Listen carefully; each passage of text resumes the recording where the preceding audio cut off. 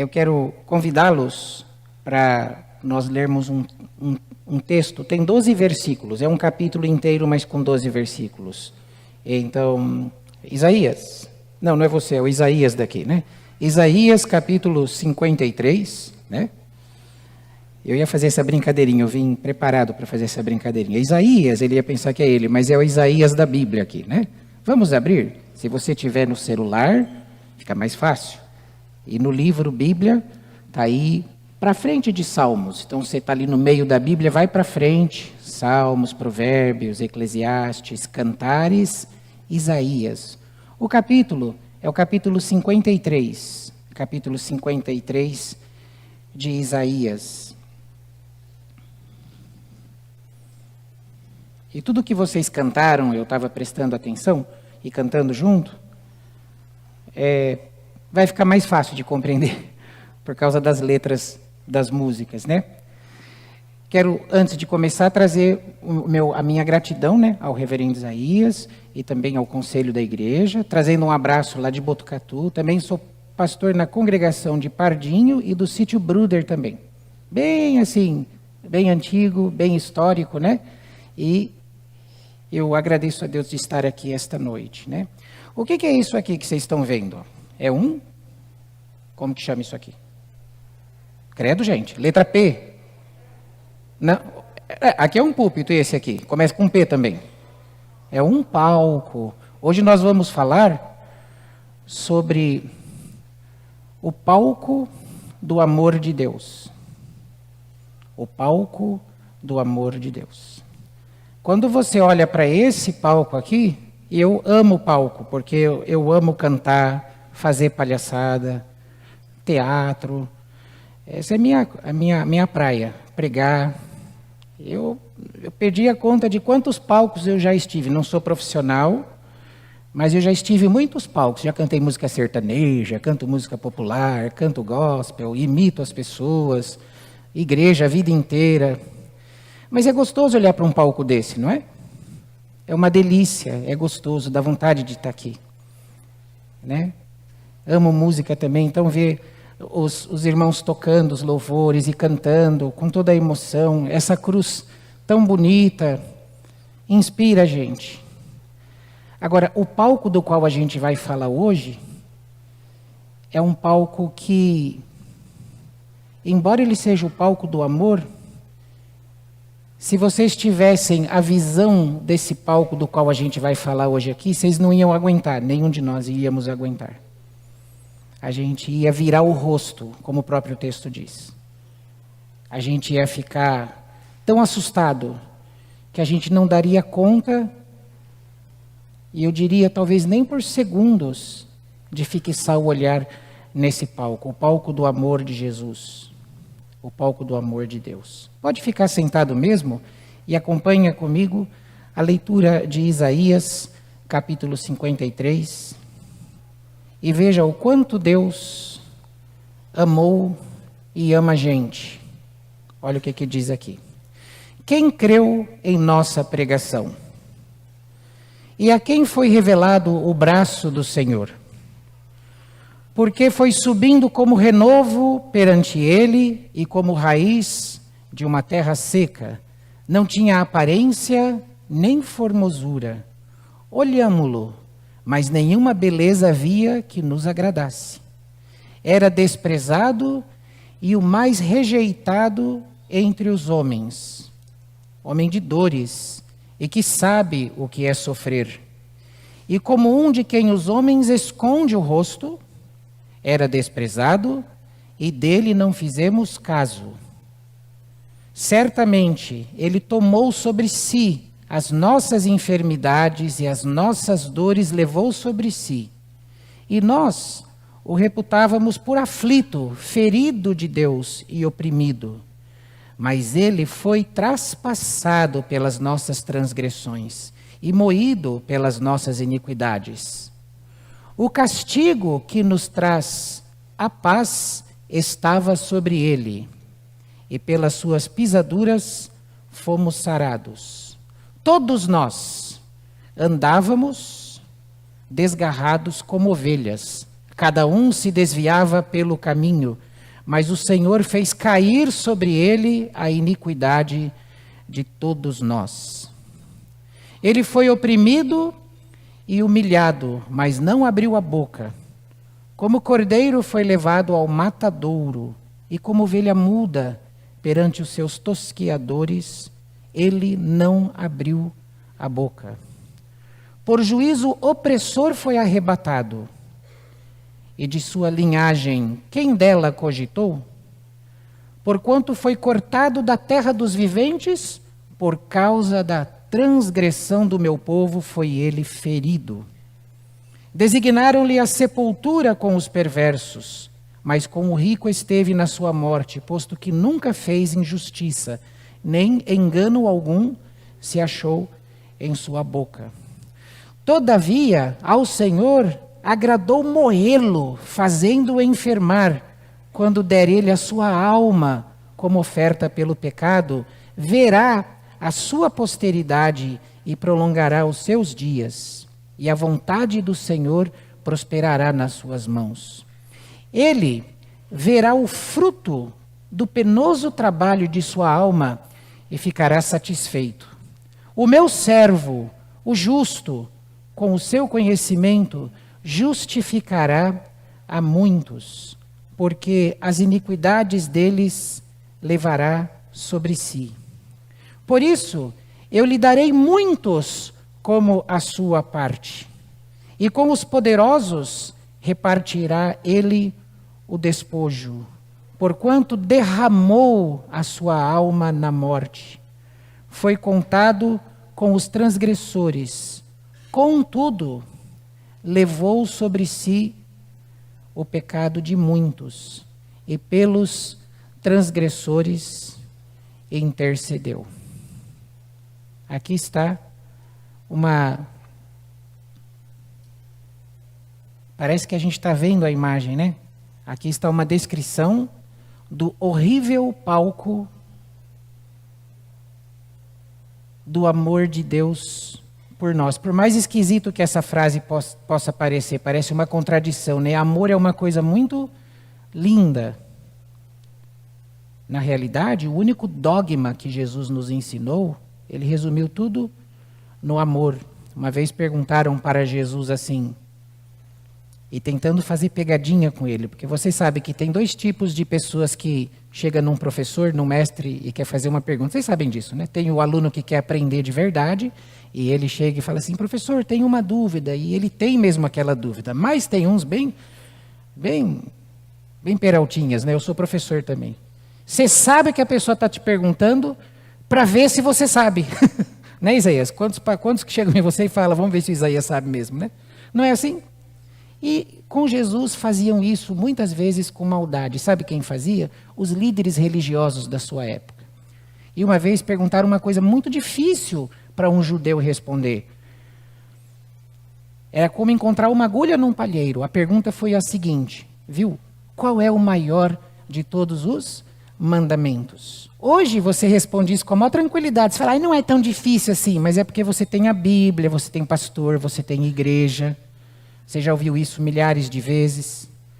Mas você perguntar para um judeu ou alguém ali do povo do qual Jesus fazia parte, cada um respondia uma coisa. Um dizia assim, o maior mandamento que tem é guardar o sábado.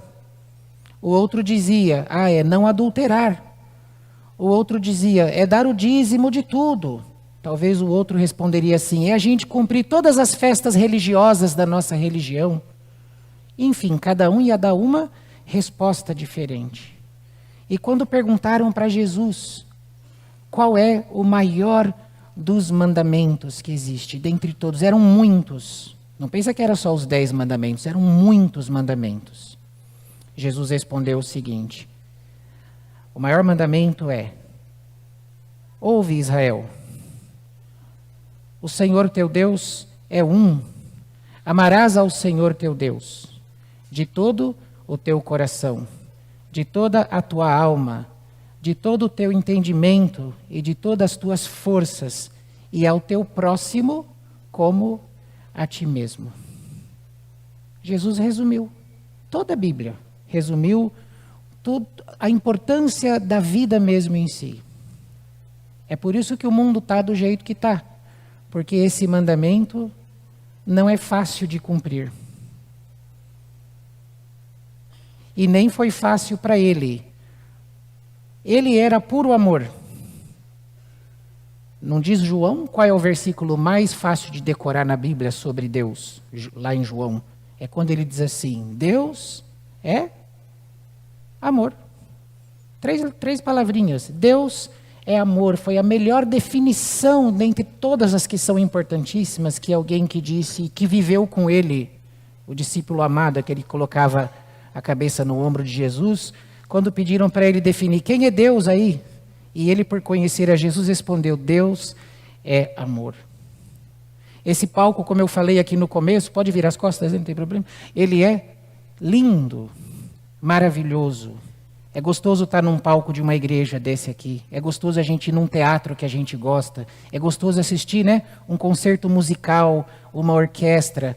Palco sempre chama a atenção da gente. A gente, mesmo que nós não sejamos artistas ou não sejamos alguém que está sempre num palco, nós muitas vezes somos transportados àquele palco, né? De tanto que a gente se identifica com quem está em cima daquele palco, não é verdade? Mas o palco do amor de Jesus, o texto diz assim, que não era um palco belo. Para ele revelar o seu amor, para quem olhasse para aquele palco, ia ter que passar por uma experiência terrível. O texto começa perguntando assim, quem é que creu nessa pregação? Quem é que crê? Vamos jogar para os dias de hoje. Quem é que de verdade crê que Deus é amor e que esse é o único amor verdadeiro, genuíno, sem nenhuma segunda intenção? O amor que não cria bairrismos, o amor que não tem preferência por esse ou por aquele.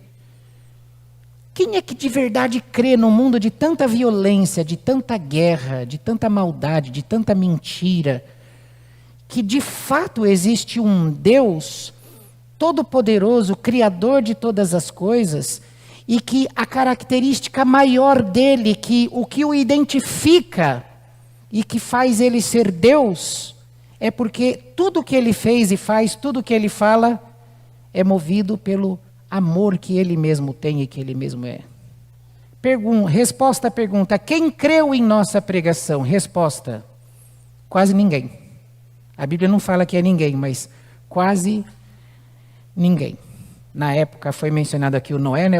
Ele falou que aqui não tem animais, né? Aí eu fiquei meio assim na dúvida de mim, né? Assim, né? Entendeu?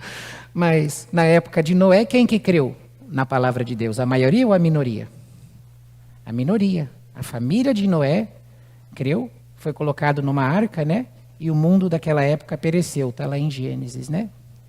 E quando Jesus veio, aliás, antes de Jesus vir, os profetas, começando com Isaías, indo até Malaquias, ficavam o tempo todo dizendo para o povo, vocês precisam se arrepender, vocês precisam parar de ser malvados, vocês precisam parar de usar o nome de Deus em vão, e vocês precisam se converter ao amor, à justiça, à paz. É só ler os profetas. Sabe quem ouvia?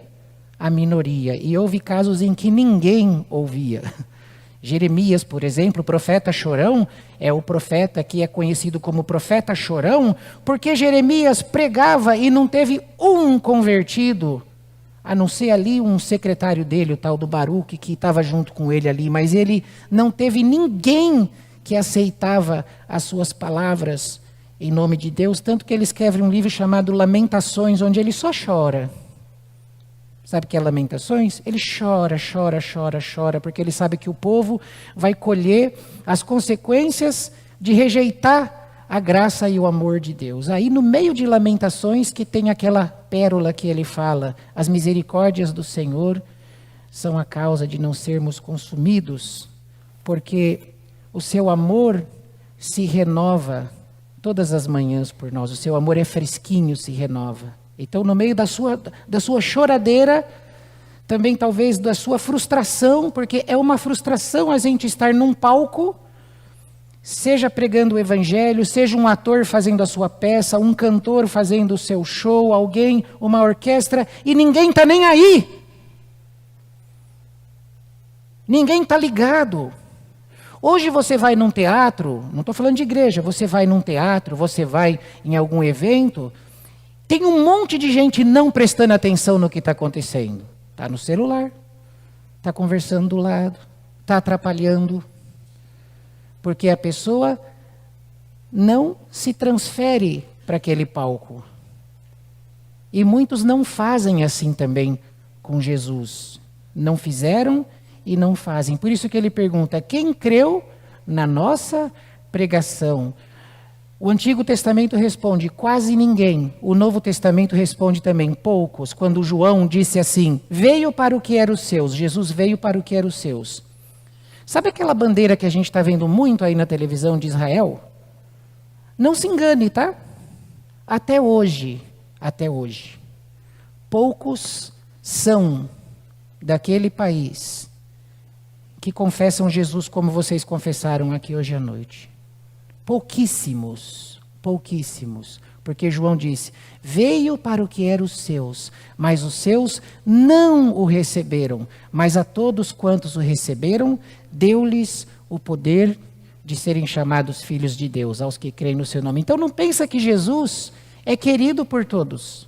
Não pensa que Jesus é amado e que falam-se bem dele por todos os lugares do mundo e que ele é assim o queridinho de todas as nações e que todas as pessoas que entrassem aqui ou que entrarem aqui vão concordar com o que vocês cantaram, com o que nós cantamos e com o que nós lemos. Pasme você. É só procurar no YouTube, você vai achar muita gente blasfemando, zombando, e muitos com muita intelectualidade e dizendo, não, esse não é o Cristo, esse não é o Senhor. Nós vivemos num mundo assim. Então, até hoje, quem creu em nossa pregação? A minoria. O texto, versículo 2, diz que Jesus nasceu numa terra seca e a sua aparência não era bonita. Olha lá, uma das lições. A gente é muito levado pela aparência das coisas, não é? Nós somos muito levados pela aparência. O texto diz que Jesus nasceu numa terra seca, isso é uma linguagem poética para dizer, ele nasceu num ambiente árido, debaixo da opressão do Império Romano, numa cidade sem a mínima importância, Belém. Foi criado numa outra sem a mínima importância, Nazaré. Pode de Nazaré vir alguma coisa boa? Perguntaram. Foi criado num país desse tamanho, Israel é muito petititico. Não sei quantos Israéis cabem no Brasil, de tão grande que o nosso país é. E como um renovinho, como um brotinho numa terra seca, ele apareceu, mas ele não chamou a atenção pela sua aparência. Jesus não tem nada a ver com aquele Jesus de Hollywood, dos olhos azuis, dos olhos verdes, cabelão esvoaçante, bonitão. Eu estou apaixonado pelo The Chosen. Quem está assistindo faz a mãozinha assim, eu já assistiu. Isso. Aquele Jesus é um gato, né? Muito bonito. Inclusive, eu no Instagram lá mexendo, né? Anteontem mesmo eu vi ele falando, o Danilo Gentili estava entrevistando, e não sei se vocês viram que ele fala bem rapidinho, que ele estava passando por uma situação muito dramática, lá tem gente fazendo assim, né? Que ele não tinha o que comer, ele estava passando dificuldades terríveis, ele estava desesperado, ele era ator já. Ele se ajoelhou, ele implorou a Deus, ele falou, Senhor, eu entrego, eu não sei o que fazer.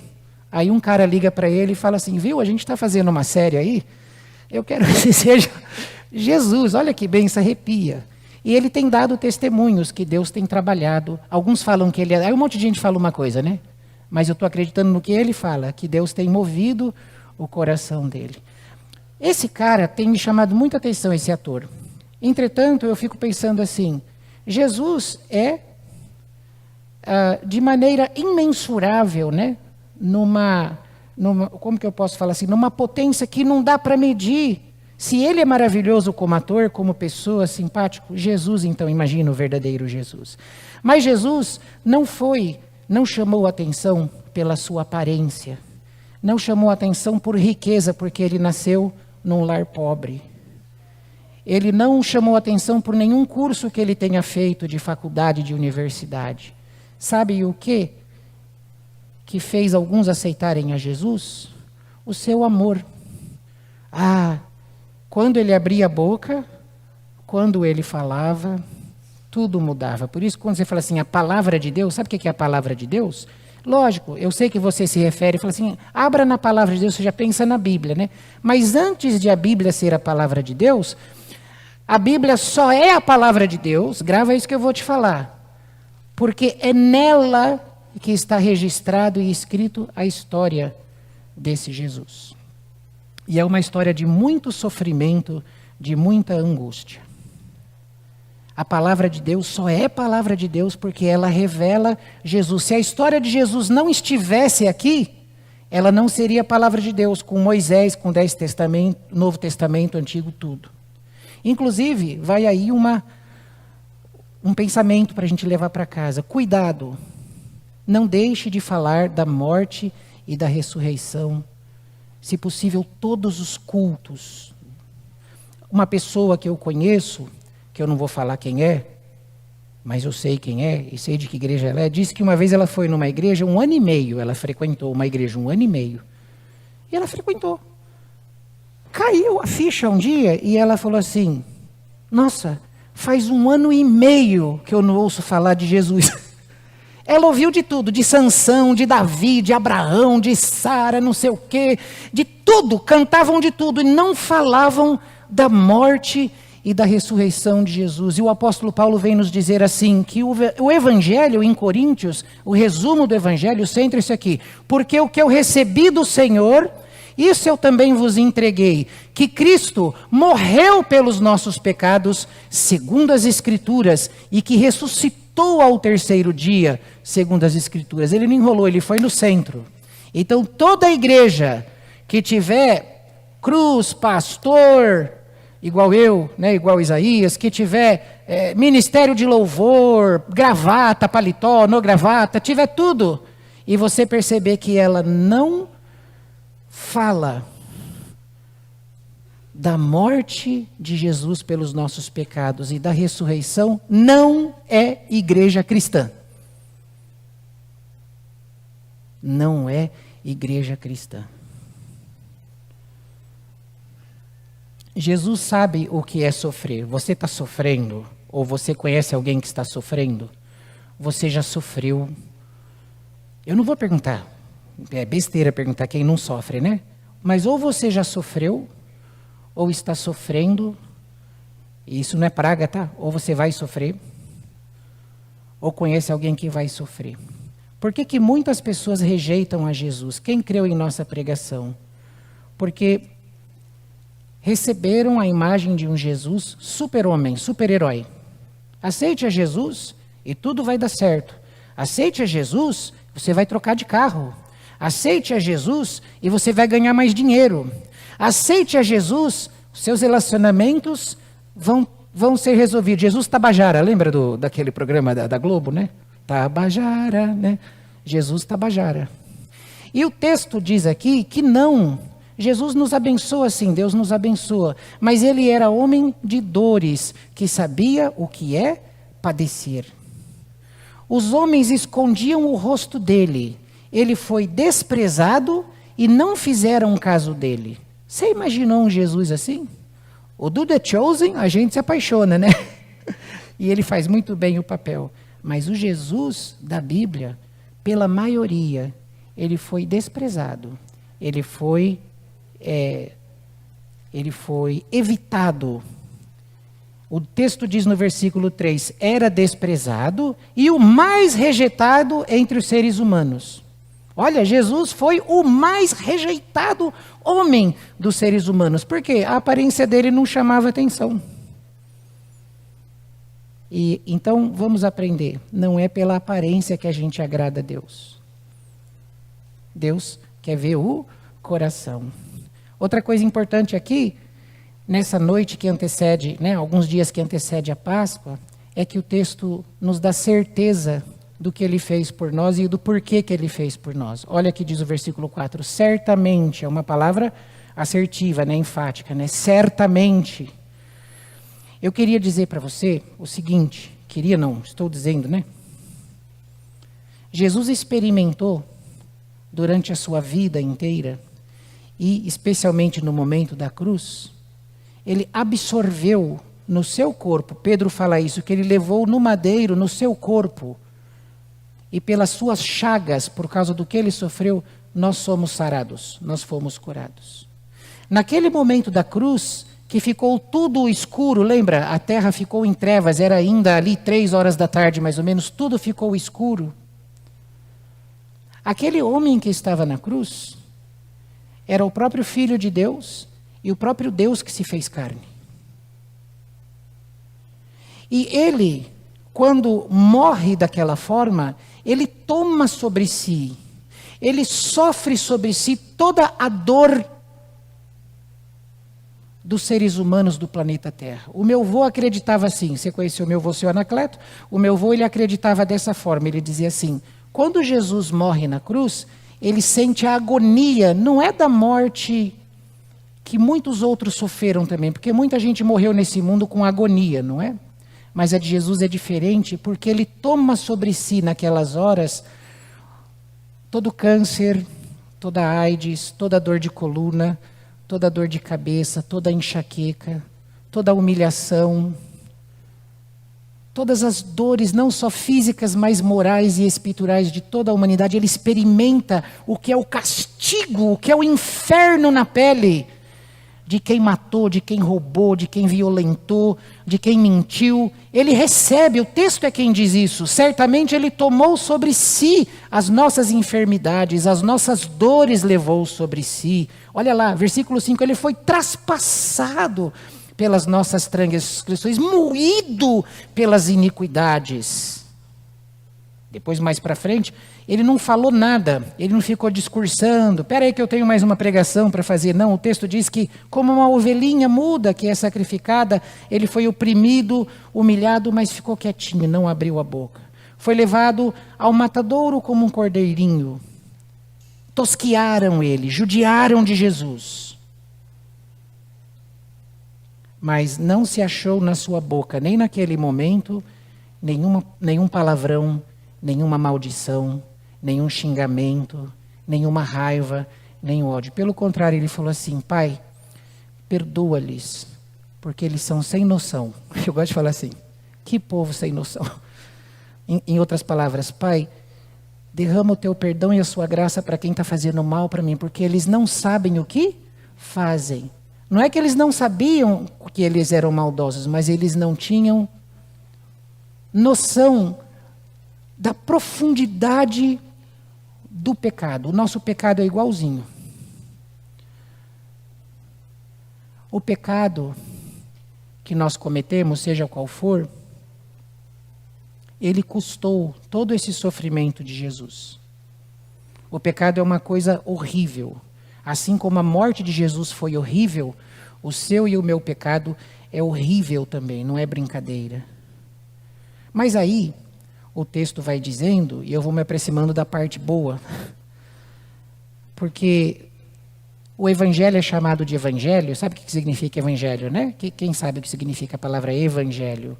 Boas notícias, boas novas. O evangelho é boas novas porque esse palco é o palco do amor. Como diz aquele reverendo Hernandes Dias Lopes, Deus não escreveu numa nuvem assim um coraçãozinho, sabe? Tipo assim, eu te amo. Nem ele mandou um cartão para a gente, ou um e-mail, ou sei lá, um Facebook.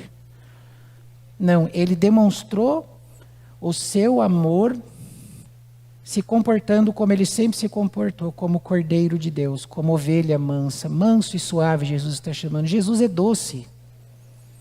Jesus é manso, Jesus é eterno. Sabe quem está sentado lá à destra de Deus Pai? Um cordeiro, é um homem. Mas Apocalipse tem dessa visão, ao mesmo tempo que ele é o leão de Judá, forte e poderoso, ao mesmo tempo, como é que pode a mesma pessoa, né, receber esse nome, né? Leão de Judá, mas ao mesmo tempo, cordeiro, manso, terno, amoroso e que intercede por nós. Ele tomou sobre si as suas dores, as suas enfermidades, as suas iniquidades, quando eu falo suas, as minhas também, para que a gente não viva nelas. Para que a gente não dê desculpa de falar, já que ele se entregou por mim e me ama, eu vou viver do jeito que eu quiser agora e fazer o que eu quiser. É o contrário. Porque ele me amou e o palco foi de horror. Eu só tenho duas opções. Ou eu rejeito essa mensagem e respondo à pergunta, quem creu em nossa pregação, dizendo assim, pois eu não creio. Eu não creio nisso aqui, não é tudo baboseira. Se você quiser crer, você crê. Eu não vou crer nisso não. Eu creio no dinheiro, eu creio na grana, no poder. Eu creio na influência política. Eu creio no meu time de futebol, nada contra o futebol. Eu creio em mim mesmo.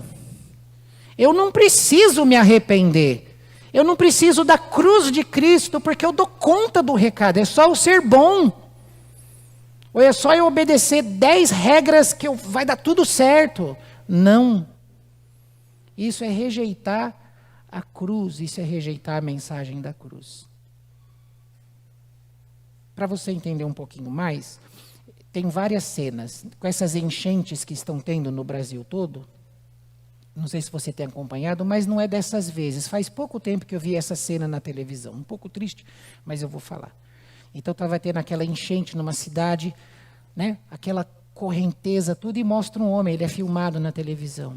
E esse homem, coitado, ele salva cachorro, depois ele sobe no telhado, tira uma mulher, resgata, coloca ela num lugar seguro. Depois ele vai... Gente, a cena mostra ele salvando um monte de gente, animais.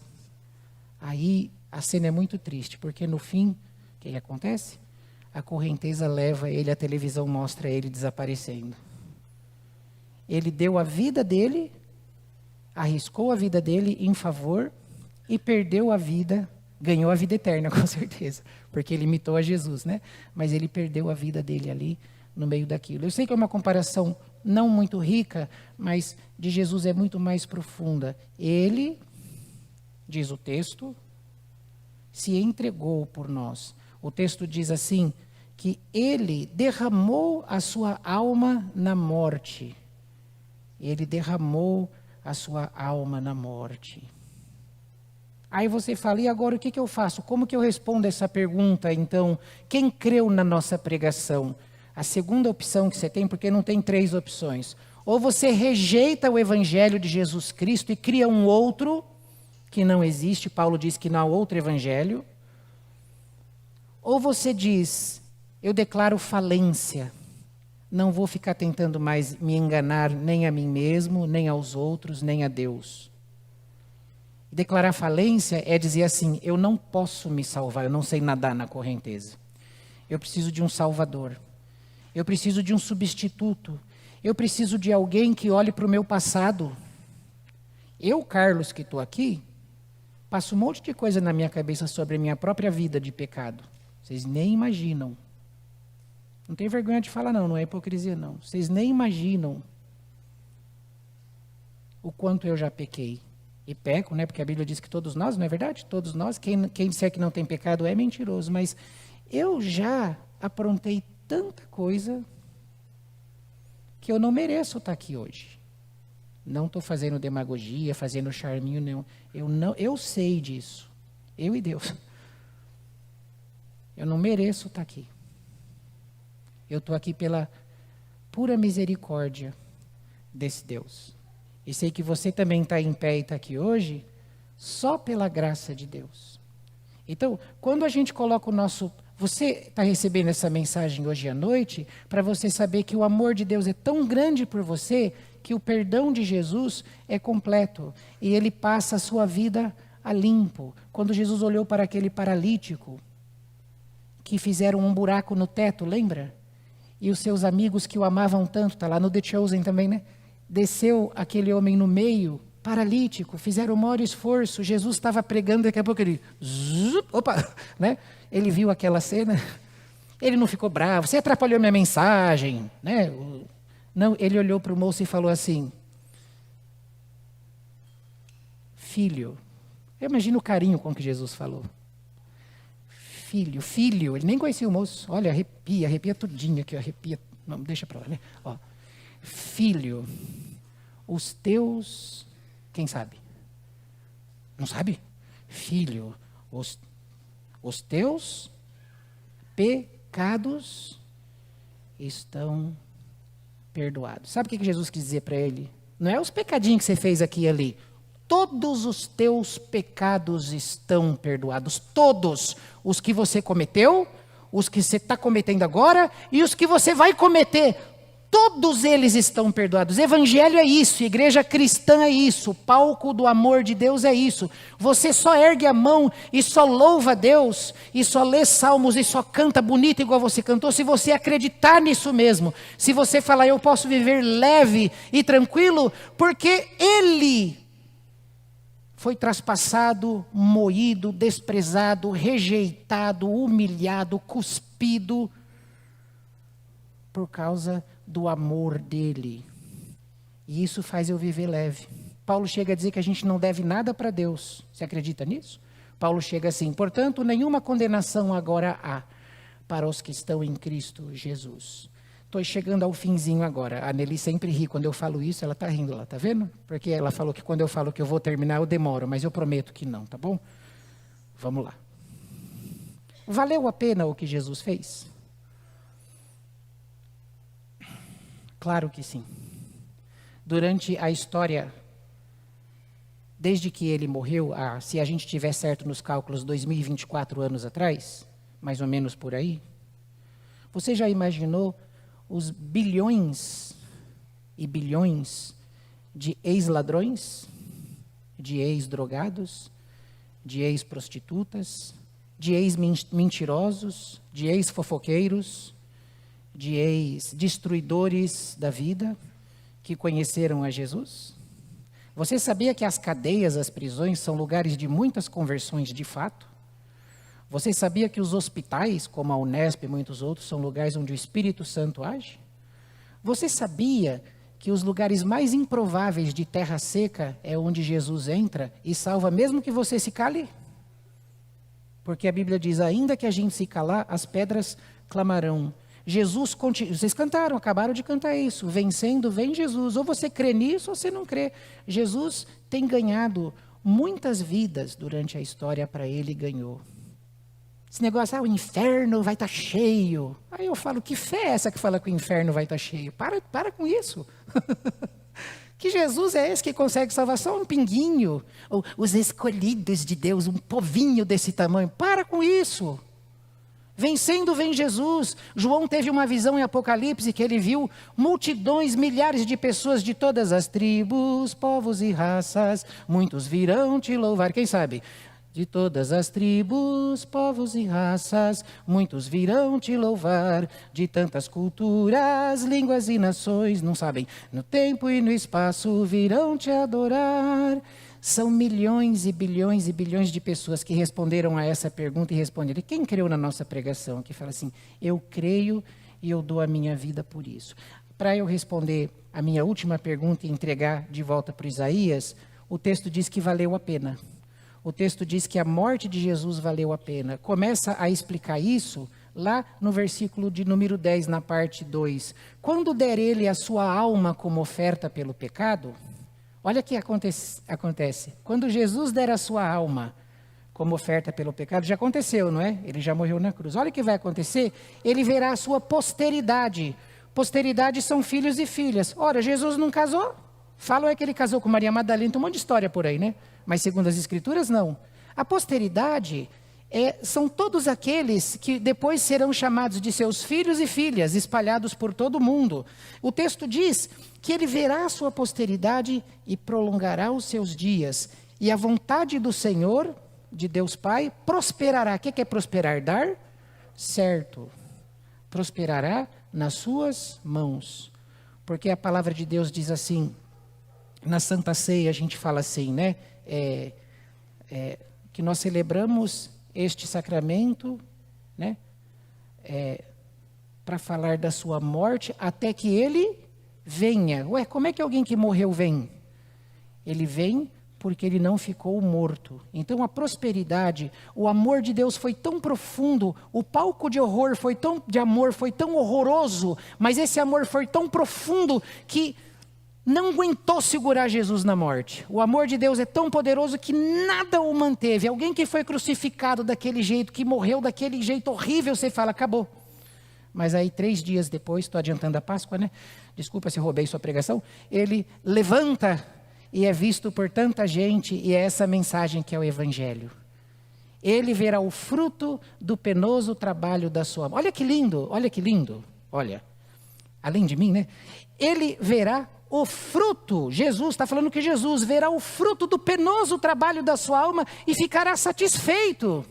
Jesus está satisfeito com o que ele fez por nós. Ele não fez por obrigação, ele fez porque ele sabia que ia sentir alegria de entregar a sua vida por nós. Nós somos salvos por um Deus que nos salvou, sofreu, mas ele fez isso com alegria, porque ele sabia que ia dar certo. Ele é o servo, ele é o justo, ele justifica a muitos, porque a pior coisa da vida é você viver com o peso do pecado. A pior coisa é você acordar culpado, dormir culpado, achar sempre que alguém está ali na rodinha falando de você, e você não resolve a questão da sua culpa, mas aí vem Jesus e diz assim, eu paguei pela sua culpa, largue mão da culpa, não deixe ninguém, Nelly vai rir de novo, ela sabe disso, não deixe ninguém jogar culpa no seu coração, não deixe ninguém ficar te acusando, não deixe ninguém ficar lançando sobre você maldição, porque o Senhor Jesus Cristo, servo justo, justifica a todos aqueles que creem nessa mensagem.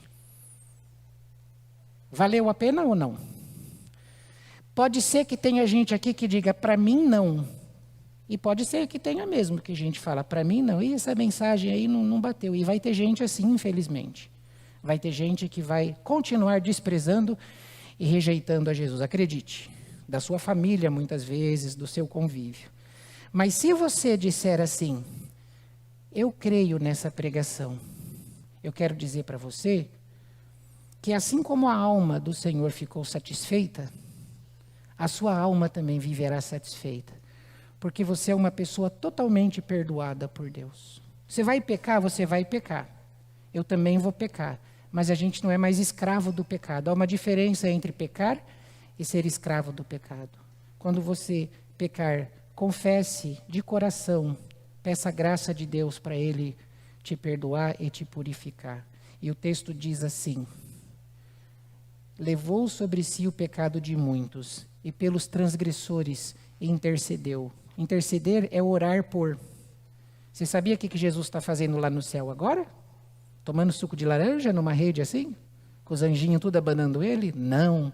A palavra de Deus diz assim em Romanos, que ele subiu aos céus e está à direita de Deus, Pai, intercedendo pela sua vida, pela minha vida, mas não só pela nossa, pela vida do mundo inteiro, eu creio. Jesus está orando para que as pessoas abandonem a guerra, abandonem a violência, para que as pessoas desistam da ideia do suicídio, para que as pessoas desistam de destruir a sua própria vida. E para que as pessoas falam assim, Senhor, depois de ter visto este palco de horror, que ao mesmo tempo é o palco de amor, eu vou viver e tentar viver na mesma profundidade do teu amor, viver esse amor por mim mesmo, para começar, pelo próximo. E por ti também. Que Deus abençoe a vida de cada um de vocês. E que esse seja o centro da sua vida. A coisa principal no mundo é a história de Jesus. A sua vida, o seu nascimento, a sua vida, a sua morte e a sua ressurreição. Que a cruz de Cristo e a vitória seja a principal coisa nas suas conversas e na sua boca. E o texto diz assim, o castigo que estava sobre ele nos trouxe a paz. Quer viver em paz? Leia, releia, leia, releia, faça poesias, faça músicas, fale sobre isso, converse sobre isso. A paz de Cristo será abundante no seu coração. Que Deus nos abençoe.